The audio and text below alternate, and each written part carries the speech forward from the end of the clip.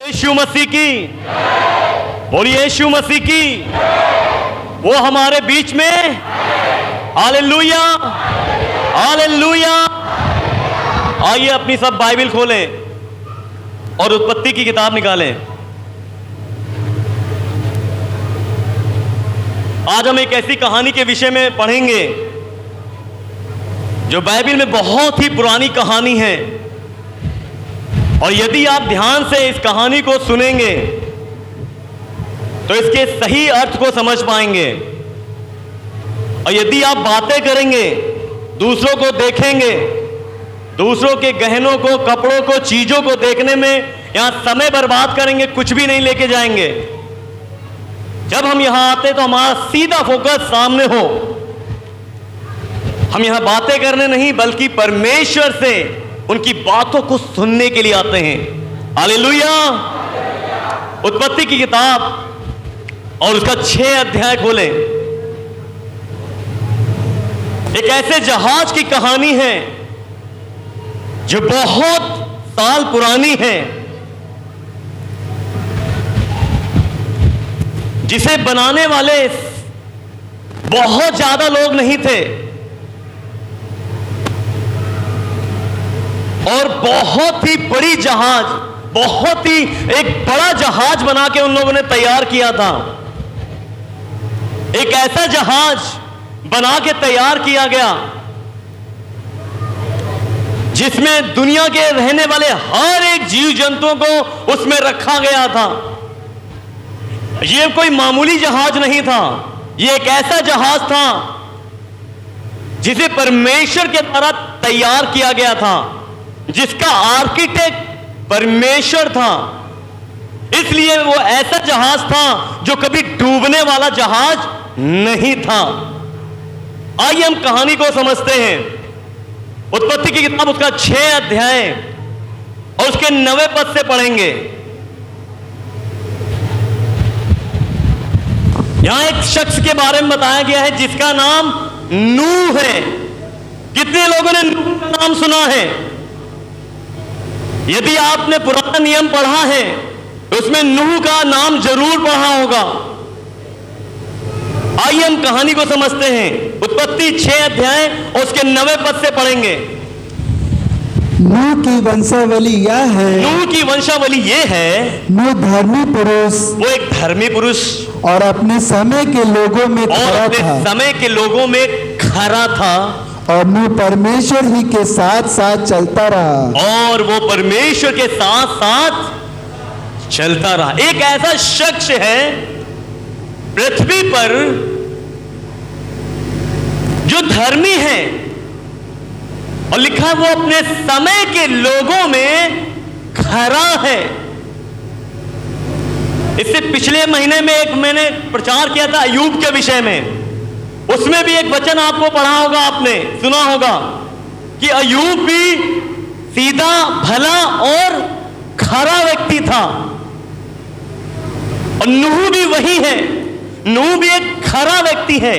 खरा का मतलब खराई से चलने वाला, मतलब बहुत ही सावधानी पूर्वक अपने जीवन को बिताने वाला। छोटी हो या बड़ी, हर बात को बहुत ही गहराई से सोच समझकर आगे कदम बढ़ाने वाला। यानी कि किसी ने बुलाया, कहीं भी गए, किसी ने खिलाया, कुछ भी खाया, कहीं भी कुछ भी कर रहे हैं। वो एक सीधा साधा एक खरा व्यक्ति था और परमेश्वर के साथ चलता था। क्या उस पृथ्वी पर लोग नहीं थे? क्या उस पृथ्वी पर संसार के लोग नहीं थे? लेकिन बाइबल कह रही है, परमेश्वर का वचन कह रहा है, वो लोगों के साथ नहीं, वो संसार के साथ नहीं, वो किसके साथ चलता था? लिखा है वो परमेश्वर के साथ चलता था। लेकिन वहां ऐसे भी लोग थे जो संसार के साथ चलते थे, जो परमेश्वर के साथ नहीं चलते थे, और ये बातें परमेश्वर को अच्छी नहीं लगी। आइए हम पढ़ते हैं, 11वें पद से पढ़ेंगे। उस समय पृथ्वी परमेश्वर की दृष्टि में बिगड़ गई थी, परमेश्वर की दृष्टि में बिगड़ गई थी। किसकी दृष्टि में? मनुष्यों की दृष्टि में। जो वहां के मनुष्य थे उनकी दृष्टि में नहीं, उनकी दृष्टि में तो सब कुछ बढ़िया था, कुछ भी बिगड़ा नहीं था, सब अच्छा था। लेकिन लिखा है पृथ्वी, आज के समय में पृथ्वी की जनसंख्या बहुत है, पर उस समय पृथ्वी पर इतने सारे लोग नहीं रहते थे, बहुत ही कम लोग रहते थे। और परमेश्वर की नजर में वो पृथ्वी बिगड़ गई और उपद्रव से भर गई थी। और उपद्रव से भर गई। और परमेश्वर ने पृथ्वी पर जो दृष्टि की, और जब परमेश्वर ने पृथ्वी को ऐसे दृष्टि करके देखा, वह बिगड़ी हुई है। वो बिगड़ी हुई है। आगे 12 पद, क्योंकि सब प्राणियों ने, क्योंकि सब प्राणियों ने, पृथ्वी पर अपना अपना, क्योंकि सारे प्राणियों ने पृथ्वी पर अपना अपना चाल चलन बिगाड़ लिया था। चाल चलन। और अभी मैंने पढ़ा नूह के विषय में, उसका जो चाल चलन किसके योग्य था? और इन सभी लोगों का जो चाल चलन वो क्या था? वो बिगड़ गया था। इसका मतलब वो परमेश्वर के साथ नहीं चलते थे, वो संसार के, संसारिक चीजों के, संसारिक भोग और विलास में अपना जीवन बिता रहे थे। तब परमेश्वर ने देखा ये क्या हो गया, मैंने खूबसूरत पृथ्वी बनाई, इसमें मैंने मनुष्यों को रखा, और ये लोग उपद्रव कर रहे हैं, ये लोग पाप कर रहे हैं, ये लोग अपनी मनमानी कर रहे हैं। मैंने इनको बनाया कि ये मेरे योग्य चाल चले, ये अपनी अपनी चाल चल रहे हैं। तब परमेश्वर ने नूह से कहा, आगे पढ़ेंगे 13 पद से 14 पद पढ़ेंगे। इसलिए तुम गोपेल वृक्ष की लकड़ी का एक, परमेश्वर ने नूह से कहा, मैं, मेरे सामने इस सारी पृथ्वी को नष्ट करने का प्रश्न सामने आ गया है। मतलब ये कि ये सारी पृथ्वी जो मैंने बनाई है, मेरे सामने एक प्रश्न आया है कि मैं इन सब को नष्ट कर दूं। आखिर परमेश्वर क्यों नष्ट कर रहे हैं पृथ्वी को? परमेश्वर पृथ्वी को क्यों नष्ट करना चाहते हैं? क्योंकि वो पृथ्वी बिगड़ गई थी। आपसे एक चेयर बनाने को दिया जाए, आपसे कागज का कोई फूल बनाने को दिया जाए, अगर वो बिगड़ जाए तो क्या वैसे ही आप पेश करेंगे दूसरों के सामने? क्या वैसे ही आप एक्सेप्ट कर लेंगे? आप कुछ बना रहे, कोई खराब हो जाए, खाना बना रहे हैं, खाना खराब हो जाए, ऐसे ही पे एक्सेप्ट कर लेंगे आप? हम मनुष्य होकर कोई भी खराब चीज एक्सेप्ट नहीं करना चाहते। वो खुदा है, वो हमें कैसे एक्सेप्ट करेगा?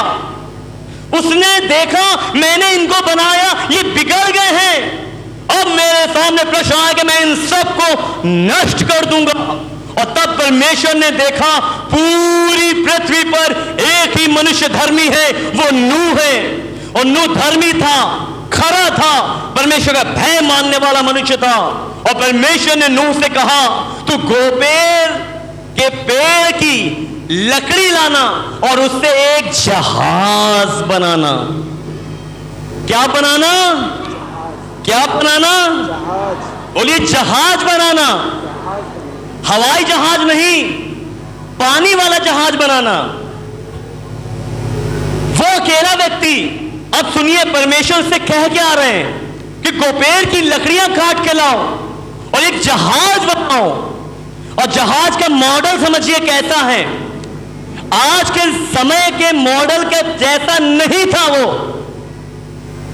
उसका मॉडल बिल्कुल अलग था। आइए हम समझते हैं। उसने कहा गोपेर की लकड़ी का, वृक्ष की लकड़ी लाना और एक जहाज बना ले, और जहाज बना ले, उसमें कोठरियां बनाना, उसमें कमरे बनाना, और भीतर बाहर राल लगाना। इस ढंग से तू उसको बनाना, इस ढंग से उसको बनाना। जहाज की लंबाई, जहाज की जो लंबाई हो 300 हाथ, 300 हाथ की हो। कितनी? 300 हाथ। अगर फीट में नापेंगे 450 फीट होगा, यानी कि एक फुटबॉल ग्राउंड के 1.5 गुने के बराबर। जो आज के समय में एक जो फुटबॉल का ग्राउंड बनता है वो लगभग 300 फीट के आसपास बनता है। और उस समय जो परमेश्वर ने कहा 300 हाथ की लंबाई होनी चाहिए, मतलब 450 फीट लंबा हो और चौड़ाई 50 हाथ, चौड़ाई 50 हाथ, यानी कि 75 फीट चौड़ाई होनी चाहिए उसकी, और ऊंचाई 30 हाथ की हो। ऊंचाई 30 हाथ की हो, मतलब 45 फीट की हो। आज के समय में अगर 45 फीट के लिए कोई घर देखें आप, तो लगभग 4 मंजिला घर, लगभग 4 मंजिला घर 45 फीट का होगा। क्यों 45 फीट बनाने के लिए कहा? क्योंकि 3 खंड बनाने थे, मतलब 3 फ्लोर बनाना था। अब समझिए, बहुत सारे लोग, ध्यान सुनिएगा, आज के समय में, पहले के समय से लेकर आज तक इस बाइबल को गलत साबित करने का प्रयास करते आ रहे हैं। उनका मानना है कि नूह का जहाज कभी था ही नहीं, नूह के जहाज में पूरी दुनिया के जानवर आ ही नहीं सकते। कैसे ये पॉसिबल है? ये पॉसिबल है। सोचिए, 450 फीट लंबा हो, यानी कि एक फुटबॉल जो ग्राउंड है उसका 1.5 गुना हो, अगर उसका 3 फ्लोर बनाया गया, यानी कि उसका कै गुना हो गया? 3 गुना, मतलब एक फुटबॉल ग्राउंड का 1.5 गुना 1 फ्लोर है। उसी तरीके से ये 3 फ्लोर बनाए गए थे, और उस फ्लोर में सारे जानवर के आने की कैपेसिटी थी। ये एक रियल कहानी है, एक सच्ची कहानी है, इसमें कोई मिथ्या, कोई झूठ नहीं है। बहुत सारे वैज्ञानिकों ने कहा ऐसा हो नहीं सकता। एक जहाज बनाया गया, उस समय वो पूरी पृथ्वी पर पानी बरसाया गया, वो डूबा क्यों नहीं? वो डूब सकता है, क्यों नहीं डूब सकता? उन्होंने एक परीक्षण किया।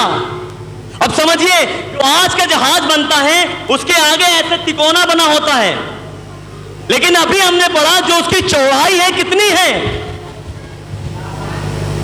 उसकी जो चौड़ाई 50 हाथ की है, मतलब 75 फीट चौड़ा है। क्या कहीं तिकोना का जिक्र है? एक बक्से के आकार का, जैसे बाइबल आप देख रहे हैं, एक बक्से के आकार का, जिसकी लंबाई ऐसी हो, ऊंचाई ऐसी हो और लंबाई ऐसी हो। वो जहाज कहीं पर यात्रा करने के लिए बनाया नहीं गया था। आज के जो जहाज बनाए जाते हैं वो यात्रा करने के लिए बनाए जाते हैं। वो सिर्फ इस आकार से परमेश्वर ने बनाया था कि वो जहाज पानी पर बस तैरे, डूबे नहीं। सिर्फ पानी पर तैरने के लिए बनाया गया। परमेश्वर ने कहा मैं 40 दिन बारिश करूंगा, 40 रात में बारिश करूंगा। सोचिए, नीचे पानी, ऊपर से पानी बरस रहा है, और जो तिकोना जो जहाज बनता है, कई सारे वैज्ञानिकों ने अपने परीक्षण में एक ऐसा ही माहौल तैयार किया। एक इस बक्से के आकार का एक जहाज बनाया गया, और आज के मॉडल का जहाज बनाया गया, और खूब पानी भर दिया गया, और ऊपर से खूब बारिश की गई, खूब पानी गिराया गया। जितने भी तिकोने जहाज बनाए गए वे सारे डूब गए, लेकिन जो बक्से के आकार का बनाया गया था वो डूबा ही नहीं। तब वैज्ञानिकों को यकीन हो गया कि ये जो बाइबल की कहानी है वो झूठी नहीं, एक सच्ची कहानी है। उन्होंने परीक्षण किया, और यह आपको मालूम हो, ये जहाज सिर्फ उसी समय नहीं था, आज भी कई देश के लोगों ने ठीक उसी के आकार का, उसी के मॉडल का जहाज अपने देश में बनवाकर रख दिया है, ये दिखाने के लिए कि जी हां, वो एक सच्ची घटना थी। देखिए, आइए इसके अंदर प्रवेश करिए और देखिए वो जहाज था। वो एक म्यूजियम की तरह रख दिया गया, म्यूजियम में देखने के लिए, ताकि लोग उसे देख सकें। उसको तिकोना नहीं बनाया गया, उसको यात्रा नहीं करना था, बस उसको पानी पर तैरना था। इसलिए परमेश्वर उसका इंजीनियर था, उस जहाज को बनाने वाला आर्किटेक्ट गॉड था, गॉड। और जिस चीज को गॉड बनाए वो कभी डूब सकता है? वो कभी डूब सकता है? आपको मालूम हो, आज से 110 साल पहले एक जहाज बनाया गया था 1912 में, जो उस समय पूरी दुनिया का सबसे बड़ा जहाज माना जाता था। भाभी ने उसका नाम बताया है, बिल्कुल सही नाम बता रही हैं। 1912 में एक जहाज बनकर तैयार हुआ, जिसे बनाने में हजारों लोग लगे और 3 साल का समय लगा था। और उसके जो चौड़ाई, उसकी जो लंबाई थी, वो नूह के जहाज के दुगनी लंबी थी। और जिस कंपनी ने उस जहाज को बनाया था, उसने इतने सेफ्टी फीचर डाले थे, इतने सेफ्टी फीचर डाले थे, उसने क्लेम कर दिया, दावा कर दिया था, क्या? This is a unsinkable ship. ये कभी भी ना डूबने वाला जहाज है। अनसिंकेबल नाम दिया था उसका, जिसका नाम टाइटैनिक पड़ा। उस जहाज का नाम टाइटैनिक था, जो 1912 में बनकर तैयार हुआ, जो इंग्लैंड से अमेरिका के रास्ते जा रहा था। और आपको पता है, पहला ही सफर था उसका, पहला सफर। उसकी कंपनी के मालिक को इतना घमंड था, इतना उसने कहा, मैंने जो जहाज बनाया है, यदि परमेश्वर भी उतार आए तो उसको डुबा नहीं सकते। उसने कहा, यह एक ऐसा जहाज है जो अनसिंकेबल है, जो कभी ना डूबने वाला जहाज है। इतने फीचर डाल दिए थे कि उसके अगर आगे से आधे से थोड़ा भी कम पानी भर जाए, तब भी पिछले हिस्से में इतना भाग था कि उसको तैरा सकता था। इतना बढ़िया फीचर रखा। और जिसकी वजह से उन्होंने उसमें लाइफ बोर्ड नहीं रखे थे। लाइफ बोर्ड वो होती है कि जब जहाज डूबने लगे तो यात्रियों को लाइफ बोर्ड पर बैठाकर पानी के रास्ते बचाया जा सकता है। उसको इतना गुरूर था कि उसमें पर्याप्त लाइफ बोर्ड नहीं रखे गए थे। उस जहाज में लगभग 2000 लोग पहली यात्रा पर निकले थे, और उसमें सिर्फ 1000 लोगों को बचाने के लिए एक लाइफ बोर्ड की व्यवस्था की गई थी कि मान लो कभी जहाज डूबेगा तो इतने लोग बचाए जा सकते हैं। लेकिन वो चाहती कंपनी तो 2000 लोगों को बचाने के लिए उसमें लाइफ बोर्ड रख सकती थी, लेकिन उस कंपनी के मालिक ने दावा किया, ये कभी भी ना डूबने वाला जहाज है। और मालूम है, पहला ही सफर इंग्लैंड से अमेरिका की ओर बढ़ा, और 4 दिन के बाद एक रात को एक बर्फ से टकराया, और ऐसा टकराया कि उस जहाज के बीच से 2 टुकड़े हो गए। और मालूम है, उसमें 2000 के लगभग लोग थे। तब लाइफ बोट से बचाने के लिए जल्दी जल्दी तैयारी की गई। मुश्किल से 700 से 800 लोगों को बचाया गया। बाकी 1500 लोग उसी जहाज में डूब गए, पानी में डूब गए। और जिनको तैरना आता होगा वो ठंड के मारे मर गए होंगे, क्योंकि उस पानी का टेम्परेचर -2 डिग्री सेल्सियस था। अब सोचिए, एक मनुष्य के द्वारा, हजारों लोगों के द्वारा बनाया गया एक जहाज, जिसको ये नाम दिया गया कि कभी नहीं डूबेगा, वो डूब गया। और उस मालिक ने कहा, यदि परमेश्वर भी उतारा है ना, तो जहाज को डुबा नहीं सकते। सोचिए, वो जहाज डूब गया। 1400 से 1500 लोग, सोचिए उनमें कितने लोग चिल्ला रहे होंगे, बिलख रहे होंगे, तड़प रहे होंगे, चीखें आ रही होंगी। वहां से बचे हुए लोगों ने बताया कि वहां सिर्फ चीखें ही चीखें थी। एक ऐसा जहाज बनाया गया जो डूब गया, जो मनुष्य के द्वारा बनाया गया। और आज एक जहाज की हम बात कर रहे हैं जो उससे भी कई 100 साल पहले बनाया गया, कई 1000 साल पहले बनाया गया। और परमेश्वर ने कहा उसकी लंबाई 450 फीट रखना, चौड़ाई 75 फीट और ऊंचाई 45 फीट रखना, और उसमें सारे जानवरों के नर और मादा दो जानवर उसमें रखना। अब सुनिए ध्यान से, परमेश्वर ने कहा जितने भी दुनिया में जानवर हैं, रेंगने वाले हो, काश के पक्षी हो, जीव जंतु हो, कोई भी जितने भी हैं, सबके दो जानवर उसमें रखना, एक नर एक मादा, ताकि उनकी जनसंख्या आगे बढ़े। अब लोगों का सवाल हुआ कि मान लो कि जहाज बनाया गया, लेकिन क्या नूह इतना ताकतवर था कि सारे जानवरों को पकड़ पकड़ के उसने जहाज में रखा? यह तो बिल्कुल बेकार सी बात है, यह तो बिल्कुल मिथ्या है, यह झूठा है। वो कैसे सारे पक्षियों को पकड़ पकड़ के जहाज में रख सकता था? मालूम है, उसका भी जवाब बाइबल में ही दिया गया है। इसके 20वें पद को पढ़िए और 21 पद को। एक जाति के पक्षी जाति के पक्षी और एक जाति के पशु और एक जाति के भूमि पर रेंगने वाले, वो एक जाति के पक्षी, एक जाति के पशु और एक जाति के भूमि पर रेंगने वाले, सब में से दो तेरे पास आएंगे। दो तेरे पास कहां आएंगे? लिखा है सब कुछ तेरे पास आएंगे। नूह को कहीं जाकर पकड़ने की जरूरत। एक बात बताइए, जानवर को पक्षियों को बनाने वाला कौन है? अगर परमेश्वर आज्ञा देगा कि जाओ, तो क्या वो नहीं जाएंगे? सिंपल सी बात है। लोगों की एक कथा कहानी लगती है कि कैसे उनको रखा गया। बाइबल बताती है परमेश्वर ने कहा वो अपने आप उस जहाज में आएंगे। वो कैसे आएंगे? परमेश्वर जब जहाज बनाने का ऑर्डर दे रहा है, तो जहाज में रखने वालों के लिए उन पक्षियों को ऑर्डर देगा, उन जानवरों को ऑर्डर देगा, उन जीव जंतु को ऑर्डर देगा, जाओ जहाज में, और वो अपने आप उस जहाज में आते जाएंगे। फिर लोगों ने सवाल किया कि उन लोगों के लिए इतना खाना कहां से आया होगा? क्या नूह के बाद इतना भोजन था?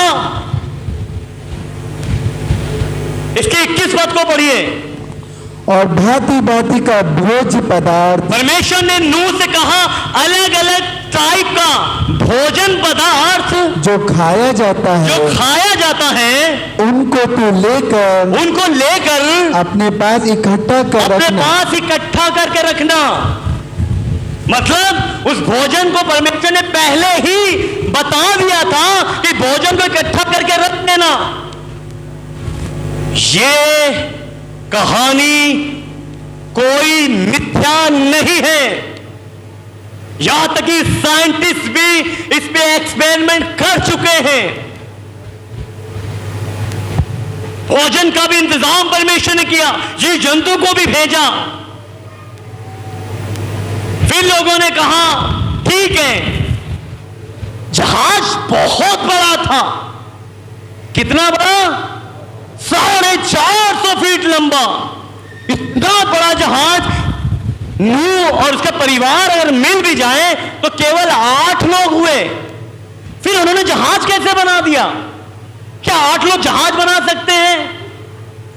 जी हां, 8 लोग जहाज बना सकते हैं अगर उन्हें पर्याप्त समय दिया जाए।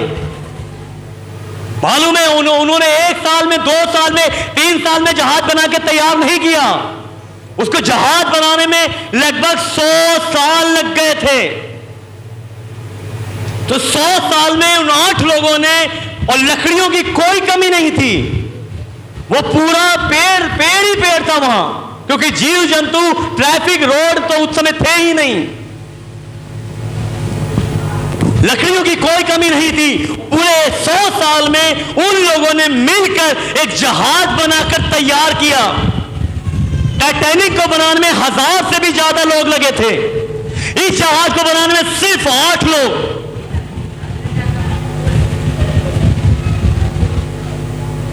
और एक दिन जहाज बनकर तैयार हुआ। 100 साल के बाद जहाज बनकर तैयार हो गया। अब सोचिए, वो जहाज कहां बनाया जा रहा था? पानी में? क्या पानी आसपास कहीं था? बारिश होती ही नहीं थी।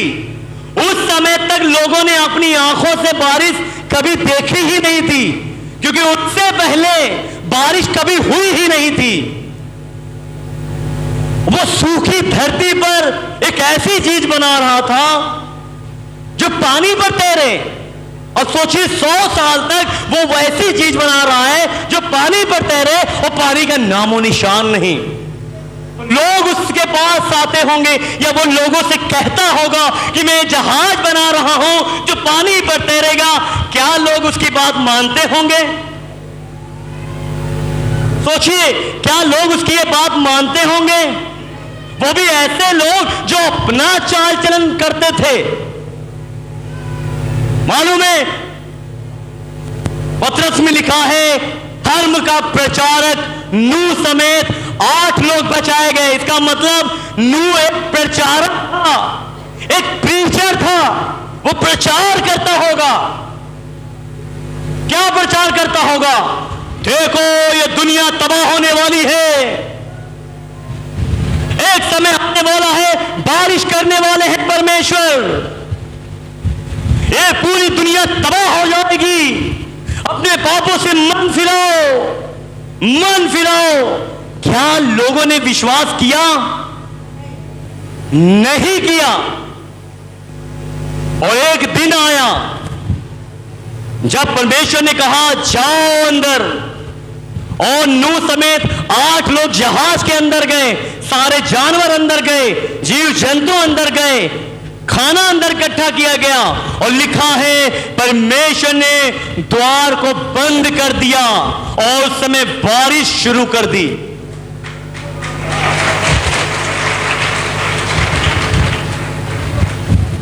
जब बारिश होने लगी, बहुत बारिश होने लगी, तो नदियों के, समुद्रों के सोते फूट निकले और पूरा जगह पानी ही पानी भरने लगा। अब एक बात बताइए, जब जहाज में सभी लोग होंगे, जो आसपास के मोहल्ले के वाले लोग होंगे, जब पानी से तड़प रहे होंगे, क्या जहाज की ओर नहीं भागे होंगे? क्या जहाज में चढ़ने की कोशिश नहीं कर रहे होंगे? मुझे बचा लो, मुझे बचा लो, मुझे बचा लो। क्या उन्हें बचाया गया? क्या उनमें से एक भी बच पाया? नहीं बच पाया।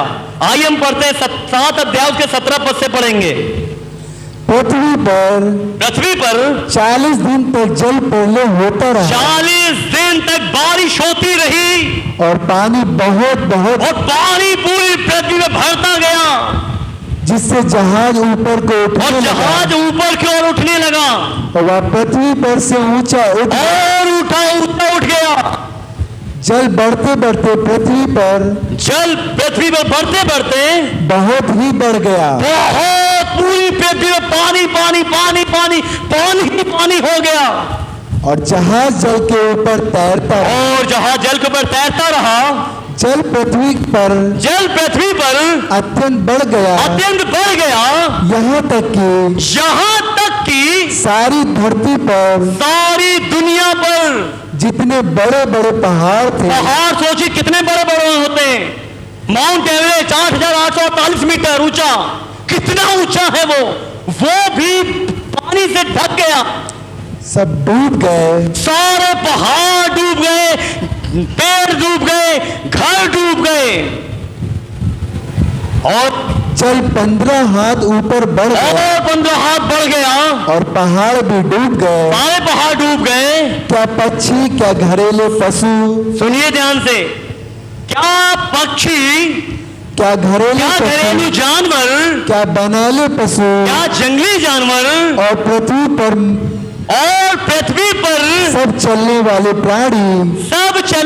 प्राणी, और जितने जंतु पृथ्वी में बहुतायत से भर गए थे, सारे जंतु थे, वो सब मनुष्य मर गए। आखिरी में क्या पढ़ा? सारे मनुष्य मर गए।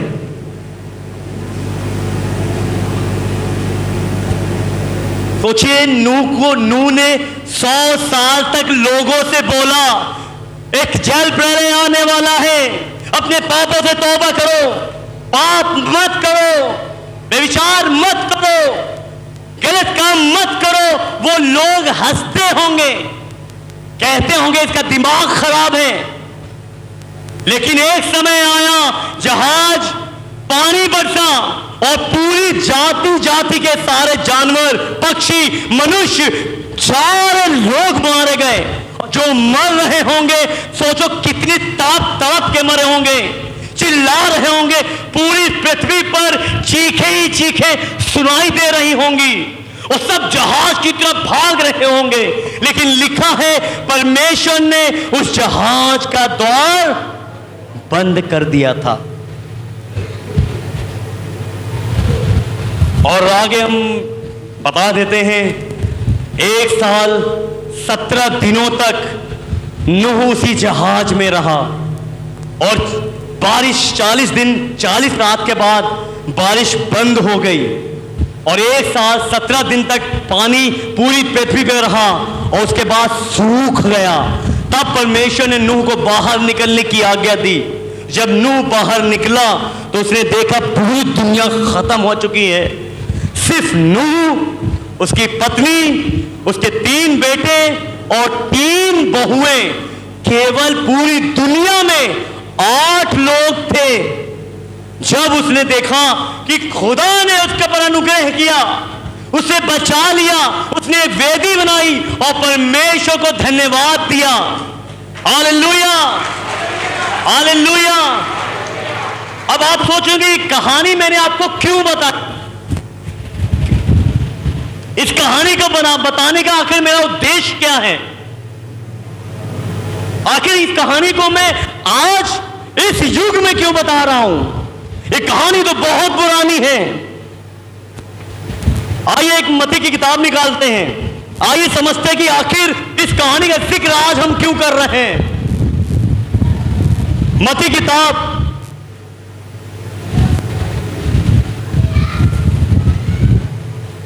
का 23 अध्याय उसके 37 पद से पढ़ेंगे। हे यरूशलेम, 37 पद से पढ़ेंगे। 23 23 37 37 24 37। आखिर हम ये कहानी क्यों पढ़ रहे हैं? सुनिए, जैसे नूह के दिन थे। ये कौन बोल रहा है? यीशु मसीह बोल रहे हैं कि जैसे नूह के दिन थे, वैसे ही मनुष्य के पुत्र का आना, वैसे ही मनुष्य के पुत्र का आना होगा। मतलब जब दूसरा आगमन होगा, वैसे ही यीशु का आना होगा।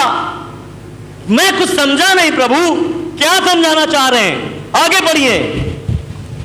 क्योंकि जैसे जल प्रलय से पहले, जैसे जल प्रलय आया उससे पहले के दिनों में, पहले के दिनों में, जिस दिन तक नूह जहाज पर नहीं चढ़ा, उस दिन तक लोग खाते, उस दिन तक लोग खाते थे, पीते थे, उनमें विवाह होते थे। और जब तक जल प्रलय आया, जब जल प्रलय पृथ्वी में आ गया, उन सबको बहा न ले गया, और उन सबको बहा ले गया, तब तक उनको कुछ भी मालूम ना पड़ा। तब तक उनको कुछ भी मालूम नहीं पड़ा। समझिए इस चीज को। नूह ने प्रचार किया बारिश होने वाली है, लोगों ने कहा बारिश होती ही नहीं है। बारिश क्या होती है? नूह ने प्रचार किया प्रलय आने वाला है, सब मारे जाओगे, पापों से पश्चाताप करो। ये क्या बकवास कर रहे हो, कुछ नहीं होने वाला। जिस समय जल प्रलय आया तब उनको मालूम हुआ, अरे नूह तो सच कह रहा था, भागो जहाज में अंदर। लेकिन तब तक देर हो चुकी थी। ठीक वैसे ही यीशु कह रहे हैं, जैसे नूह के समय था वैसे मनुष्य के पुत्र का आना होगा। कि जब तक मनुष्य का पुत्र आ नहीं जाता, लोग उसकी बातों को इग्नोर करेंगे। जैसे उस समय पाप करते थे, लोग आज भी अपने भोग विलास में जीवन बिताएंगे। आज जैसे नूह था, नूह एक दर्शाता है आज के प्रचारकों को। जहाज दर्शाता है यीशु मसीह को। आज के प्रचारक क्या बोल रहे हैं? अपने पापों से पश्चाताप करो, यीशु के विश्वास करो, यीशु में आ जाओ। नूह भी ऐसे कहता था, पापों से पश्चाताप करो, जहाज को ग्रहण करो, जहाज के द्वारा बचाए जाओगे। लोगों ने जहाज को एक्सेप्ट नहीं किया, नूह को पागल समझा। आज के प्रचारकों को भी लोग पागल समझ रहे हैं। वो यीशु के दोबारा आगमन पे विश्वास नहीं कर रहे। आप प्रचारक जितने हैं दुनिया में प्रचार कर रहे हैं, बोल रहे हैं एक समय आने वाला है, ये दुनिया तबाह हो जाएगी, वक्त अभी है, अपने पापों से पश्चाताप करो और यीशु पे विश्वास करो। जैसे उस जहाज ने नूह को बचाया, वैसे यीशु रूपी जहाज जो यीशु पे विश्वास करते हैं उनको बचाता है।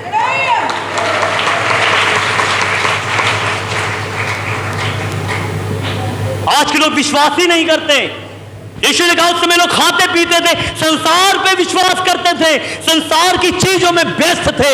आज अपनी आंखें उठाइए, आसपास नजर दौड़ाइए, लोग आज सांसारिक चीजों में इतने विलुप्त हो गए हैं कि उन्होंने अपने आप को, पापों को इग्नोर कर दिया है, दुनिया के आनंद में मशरूफ हो गए हैं। संसार का आनंद उन्हें यीशु के आनंद से ज्यादा अच्छा लगता है। यीशु नहीं चाहिए, संसार चाहिए। उन लोगों ने भी जहाज का इनकार किया, मारे गए। इससे पहले कि देर हो जाए, दरवाजा बंद हो जाए, यीशु मसीह ने आकर के इस पृथ्वी पर हमें ये बता दिया कि जैसे नूह के दिनों में हुआ, नूह का दिन था, वैसे मेरा भी दिन होगा। लोग मुझ पे विश्वास नहीं करेंगे, और जो विश्वास करेंगे, जैसे नूह जहाज ने नूह को बचाया था, वैसे तो मुझ पे विश्वास करेंगे, मैं उनको बचा लूंगा।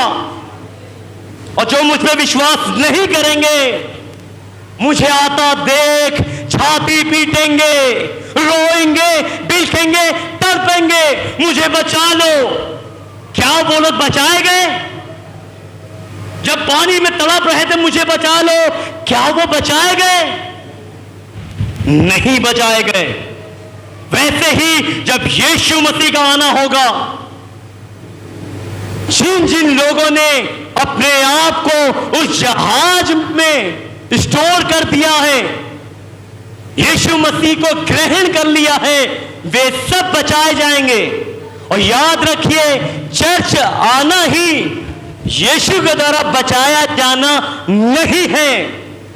आप सोच रहे होंगे मैं चर्च आता हूं, जो चर्च नहीं आते सिर्फ वो ही नरक जाएंगे। गलत सोच रहे हैं हम चर्च सिर्फ और सिर्फ चर्च आकर बचाए नहीं जाएंगे। चर्च आकर यहां पर जो संदेश दिए जाते हैं उनको ध्यान से सुनकर, ग्रहण करके, मनन करके, पूरी शिद्दत से, जैसे नूह खराई से चलता था, वैसे ही जब हम खराई से चलेंगे तब हम नूह की तरह बचाए जाएंगे। ये वक्त है हम अपने आप को जांचें। क्या हम भी आज संसारिक अभिलाषाओं में पड़े हैं? क्या हमारे पास यीशु को देने के लिए टाइम नहीं है? क्या हमारे पास बाइबल पढ़ने का भी समय नहीं है? क्या यीशु के पास बैठकर प्रार्थना करने का भी समय नहीं है? क्या हम दूसरों की तरक्की से जलते हैं? क्या हम दूसरों के लिए कुर्ते हैं? क्या हम आज भी लड़ाई झगड़े, गाली गलौज, दारू पीते हैं, सिगरेट पीते हैं, मसाले खाते हैं, बेईमानी करते हैं, चोरी करते हैं? यदि हम इन सब पापों में पड़े हैं तो आज ये फैसला है, अभी ये वक्त है कि आज के दिन में हम अपने आप को प्रभु प्रभु के हाथों में सौंपें और अपने उन सारे गंदे गंदे कामों से पश्चाताप करें। हम याद रखिए, सिर्फ चर्च आने से आप बचाए नहीं जाने वाले। हम जब चर्च आते हैं तो चर्च की बातों को हमें सुनना होगा, चर्च के द्वारा दिए गए निर्देशों का पालन करना होगा। चर्च में जो सिखाया जाता है, प्रेम करो, बुराई मत करो।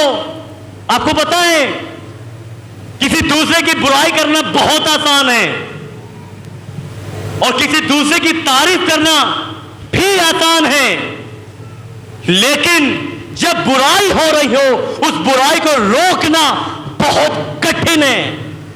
उस बुराई में हम भी शामिल होते हैं। जहां आराधना करते हैं बैठ के बुराइयां करते हैं, जहां आराधना करते हैं बाहर जाके सिगरेट पीते हैं, यहां आराधना करते हैं बाहर दारू पीते हैं, गालियां बकते हैं, गंदे गंदे काम करते हैं। यीशु ने कहा जैसे उन दिनों में था कि वो खाते थे, पीते थे और विवाह होते थे, वो संसार में लिप्त थे। हम अपने आप को जांचे, क्या आज भी हम संसार में लिप्त तो नहीं? क्या संसार के दोस्त मुझे ज्यादा खुशी देते हैं चर्च के मुकाबले में? क्या संसारिक आनंद, संसारिक पार्टी, संसारिक डिस्को, संसारिक दारू हमें ज्यादा सुकून देता है इस बाइबल के मुकाबले में? अगर हाँ तो वक्त है जांचें, पश्चाताप करें उस खुदा के आगे।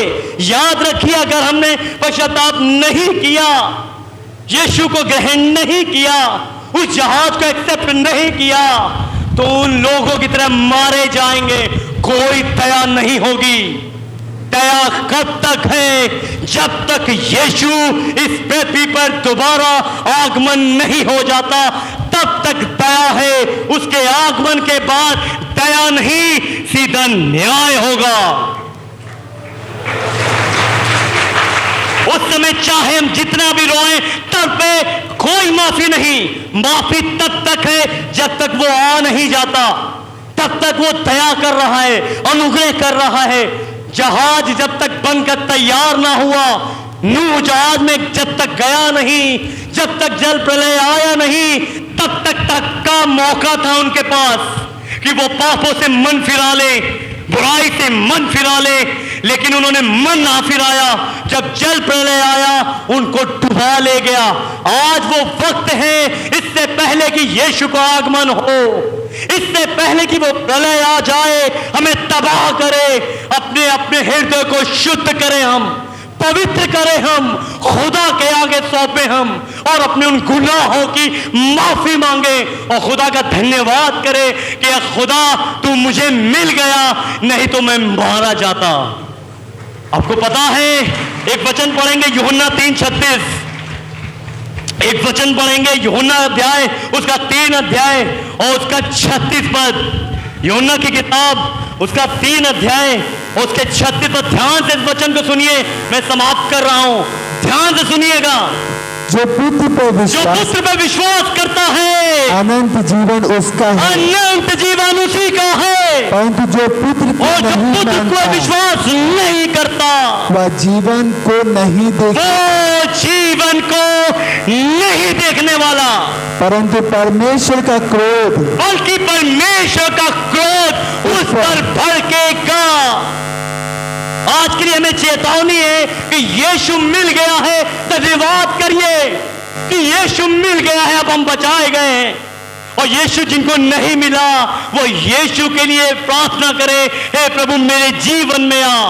वचन लिखा है, जो पुत्र पे यानी यीशु पे विश्वास करता है, अनंत जीवन उसी का है, और जिसने पुत्र पे विश्वास नहीं किया, वो जीवन को कभी भी देखने नहीं पाएगा। आपके सामने, जैसे उनके सामने 2 चुनाव था, वो जहाज को चुने या संसार को चुने, आज हमारे सामने चुनाव है, हम यीशु को चुने। यीशु में दुख आएंगे, परेशानियां आएंगी, सताव भी आ सकते हैं, कठिन रास्ता है, हम उसको चुने या उस रास्ते को चुने जो नरक की ओर जा रहा है। हो सकता है इसमें आपको कुछ समय के लिए आनंद हो, पल भर का सुकून हो, वो पल भर का ही है। ये चुनाव आपके हाथों में है कि आप किसको चुनते हैं। प्रभु इस वचन के द्वारा आप सभी को आशीष दे।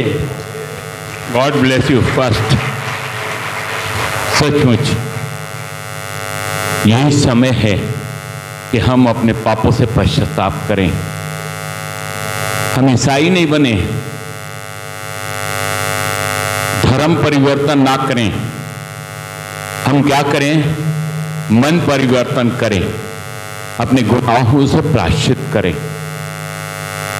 यदि हम बचना चाहते हैं, प्रभु इन वचनों के लिए इस बेटे को बहुत आशीष दे। पहले इसके लिए प्रार्थना करेंगे, फिर आपके लिए प्रार्थना करेंगे।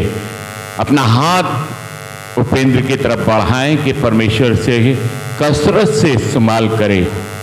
प्रभु यीशु मसीह करते हैं इस बेटे के लिए जिसे आपने चुनाव ठहराया है कि यह आपके वचनों के द्वारा जिंदगियों को मोल्ड सके। पिता परमेश्वर, जो कुछ इसने बोया है वो इसी पृथ्वी पे 100 गुना फल लाए।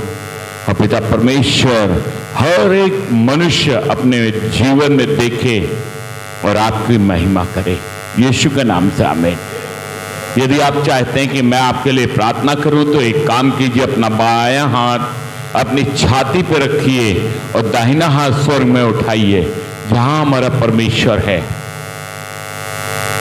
प्रभु यीशु मसीह धन्यवाद करते हैं लोगों के लिए जिन्होंने इस बात को एक्सेप्ट किया है, स्वीकार किया है कि हमें मसीह की आवश्यकता है, हम मसीह को पहनना चाहते हैं। पिता, इनके गुनाहों को माफ कीजिए जो बहुत हैं और अर्गवानी रंग के हैं। प्रभु जी, आप अपने लहू के द्वारा इनके गुनाहों को धो डालिए, इनको शुद्ध और पवित्र जीवन दीजिए ताकि ये भी उस अनंत जीवन में प्रवेश कर सके। यीशु के नाम से आमीन।